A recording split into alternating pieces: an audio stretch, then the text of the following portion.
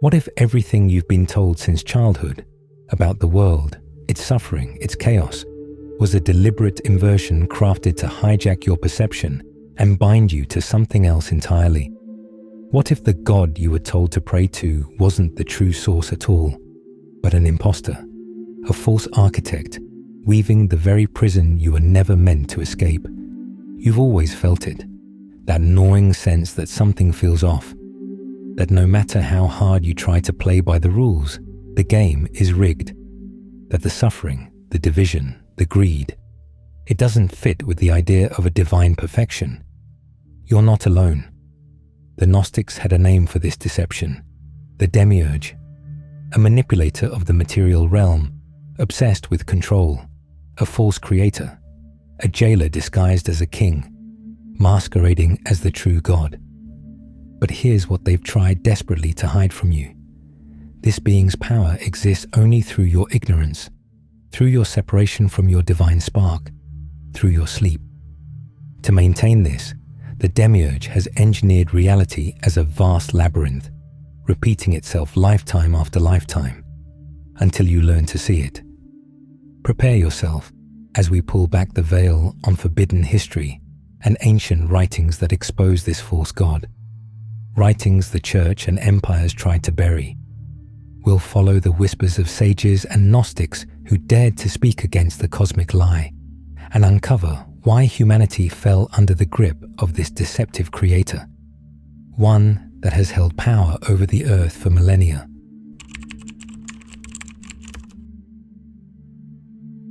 To understand the Demiurge, you have to step outside the official history and into a shadowed archive deceptively hidden from human eyes.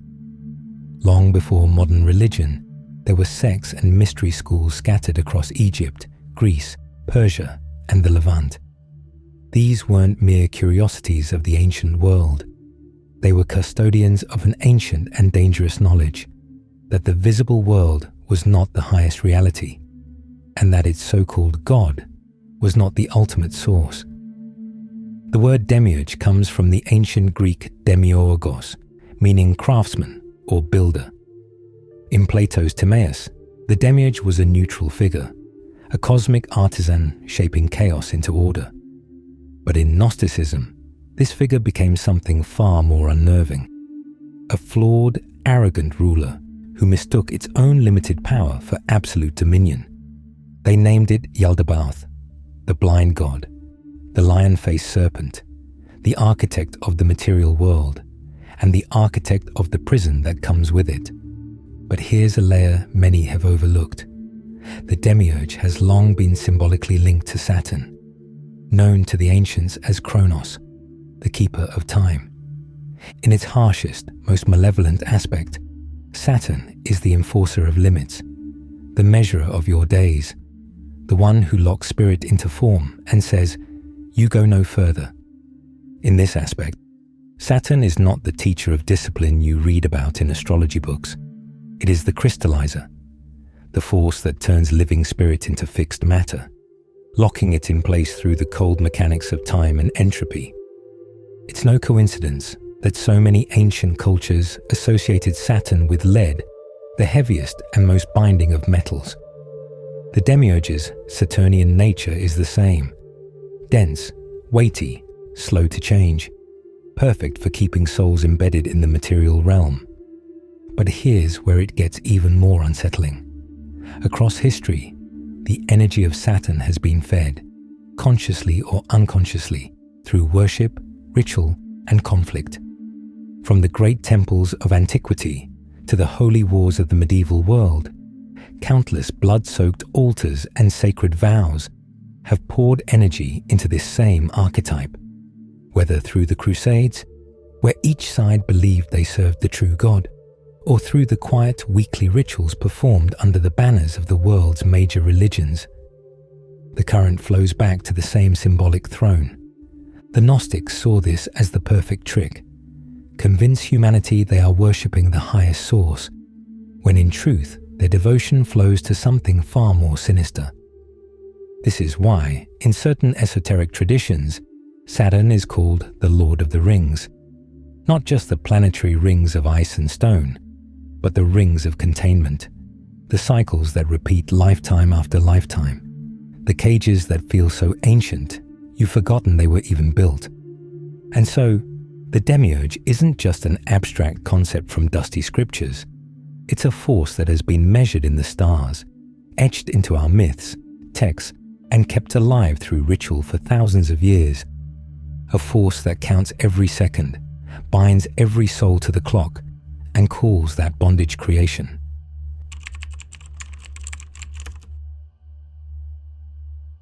Imagine waking up in a prison so vast that the walls are invisible. A prison where every sight, sound, and sensation feels normal, because you've never known anything else, like a caged bird that's never known flight. This is the reality the Demiurge has built. The Gnostics described the Demiurge as both an entity and a system. It's not merely a single being in some cosmic throne room. It's the architect of an entire operating framework. Think of it like a false operating system installed over your consciousness, running in the background, dictating what you can perceive, think, and even imagine. And here's where the Saturnian nature of the Demiurge becomes clear. Saturn, Kronos, is the keeper of time, but also the master of entropy. In the language of thermodynamics, entropy is the drift toward disorder. But in the spiritual prison of the Demiurge, it works in reverse, not toward chaos, but toward perfect crystallization. When a living thing is fluid, it can change. When it's crystalline, it's locked in place. The Demiurge uses this principle as a metaphysical technology, slowing the flow of consciousness until it becomes dense, rigid, fixed. Every repetition of the same cycles, birth, suffering, distraction, death, adds another layer to the crystal. Every belief you accept without question is another facet carved. In physical terms, this is materialization. In spiritual terms, it's calcification, the sealing of the soul into form so deeply that it forgets it was ever light. The prison is made of patterns, cycles that repeat, the seasons of your life, the rise and fall of empires, even the spiritual lessons that seem to return in different disguises. This is entropy at work, reducing the infinite possibilities of being to a predictable set of loops. The Archons, its agents, are the enforcers of this order. They don't just keep the loops running, they reinforce the crystal lattice itself, ensuring that no matter how far you roam within the pattern, you never truly leave it. The Demiurge doesn't just control through chains, it controls through stories. For thousands of years, humanity was given a version of God that looks like itself, authoritarian, jealous, obsessed with obedience. It enshrines laws that are less about divine truth and more about maintaining hierarchy. It rewards submission with promises of paradise and punishes defiance with visions of eternal torment. But here's the real question. If the Demiurge is false, why do we experience such beauty in the world? The sunsets, the music, the love. The Gnostics would say this beauty is not its creation. It's the residue of the true source, still shimmering within matter. Like gold dust trapped in stone, it's the divine spark inside you, the part the Demiurge cannot fully erase. This is why the battle is not fought in the heavens, it's fought in your awareness. Every moment you awaken to the fact that you are not the roles, the labels, the fears this system gives you, you reclaim territory from the false creator. The Demiurge thrives on identification. I am this body. I am this status. I am what I own. I am my failures. Break that identification, and you start to see the cracks in the crystal. But here's the truth. The Demiurge knows that awakening spreads like fire. That's why it uses distraction, division, and constant noise to keep your mind too clouded to remember your origin. And the question that has haunted seekers for millennia is this. If the Demiurge has such power, how do you move beyond its reach? The answer lies in understanding the deeper layers of its illusion and in learning the one thing it cannot control.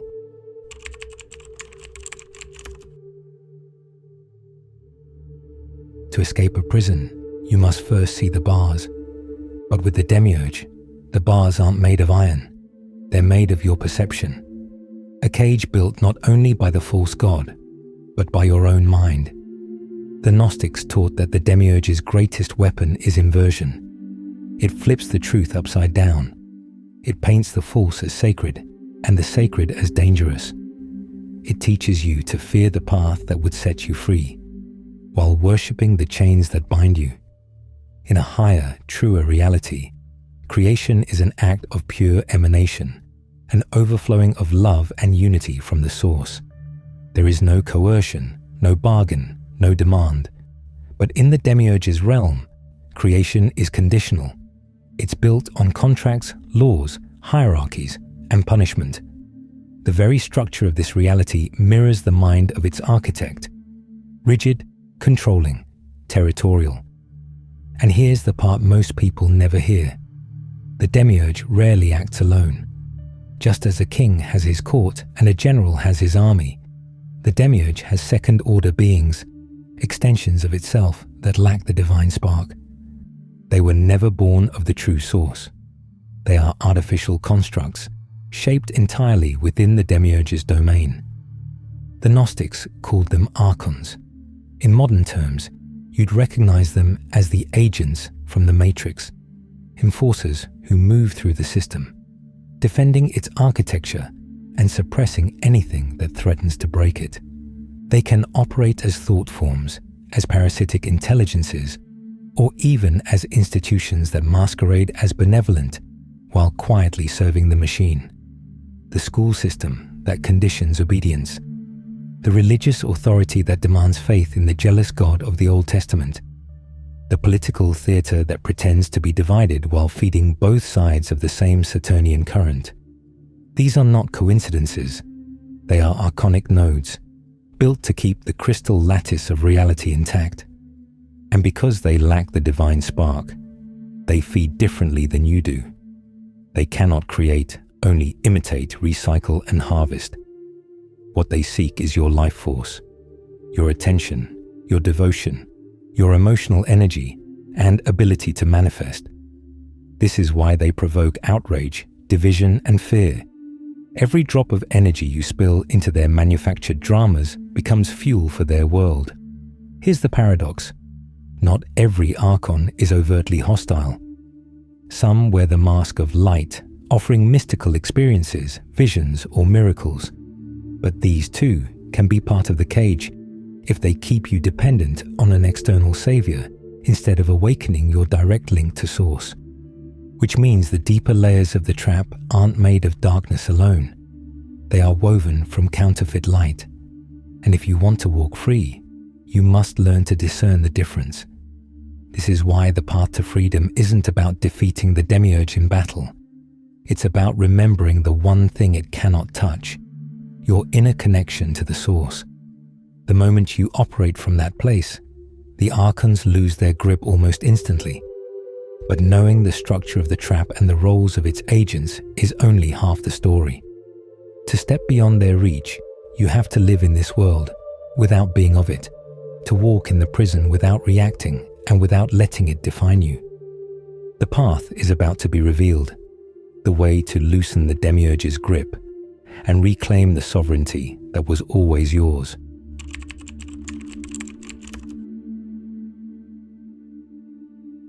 You cannot defeat the Demiurge by playing its game. You can't fight it on its own battleground, within its own laws, or by the rules it wrote. This realm is its playground. Every fight here bends toward its victory. The only way out is to rise above its reach. The way out is not through force, but through remembering. And here's the part most people miss. The Demiurge doesn't only exist out there. It has a mirror in here. On the vast cosmic scale, it is the architect of the crystal lattice that holds matter and time in place. But on the intimate scale of your own life, it shows up as the ego, the organizing force that structures your reality through labels, roles, fears, and attachments.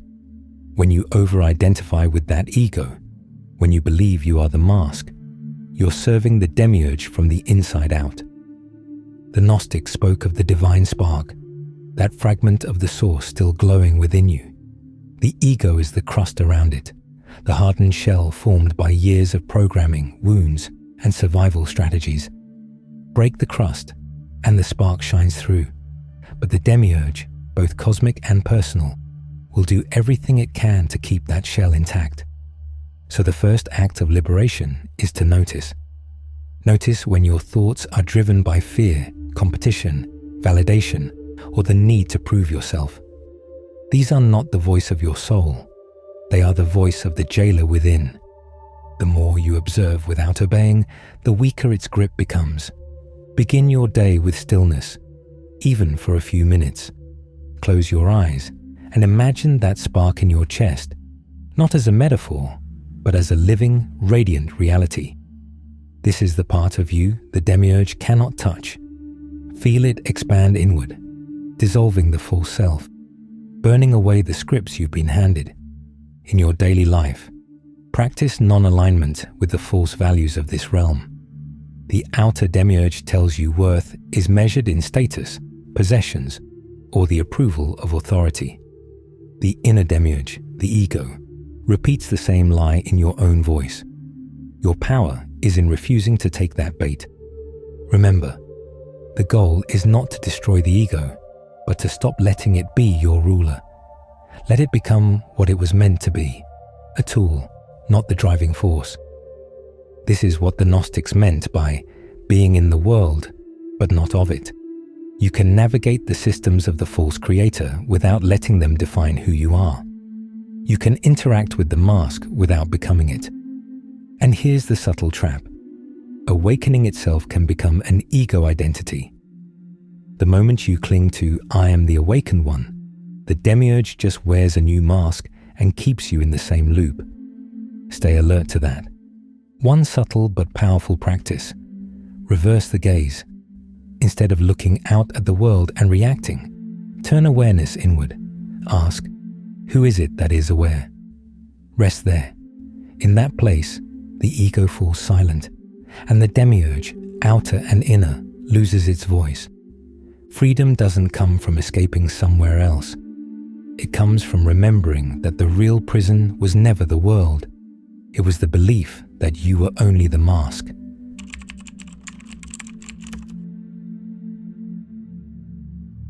The Demiurge, this false creator, has shaped the world you walk in, engineered the rules you live by, and written the script most people follow without question. It hides behind holy names, beautiful illusions, and the comfort of familiarity. And for most, that's enough to keep them trapped. You've heard the whispers before. That sense that the God we've been taught to worship may not be the true source at all. That the suffering in this realm is not divine will, but the byproduct of a flawed architect trying to imitate perfection. That there is something higher, purer, waiting beyond the veil. The Gnostics risked everything to pass this truth along. They knew that if even one soul remembers, the illusion begins to crack, because the Demiurge's power depends entirely on your forgetfulness. Once you remember, you can no longer be controlled in the same way. And here's the key they left us. The rulers of this realm are known as lords of karma. Karma here doesn't mean mystical justice. It means the weight of the past, the patterns and cause and effect loops that keep you tethered to the same cycles. Step into dharma, and you are outside their reach. Dharma is the open space of the present moment, unshackled by what came before. It is pure sovereignty, the place where you are not acting from programming, memory, or fear, but from direct connection to source. The moment you stand there fully, the karmic machinery stalls. The Archons have no script to play against you. The crystal begins to crack.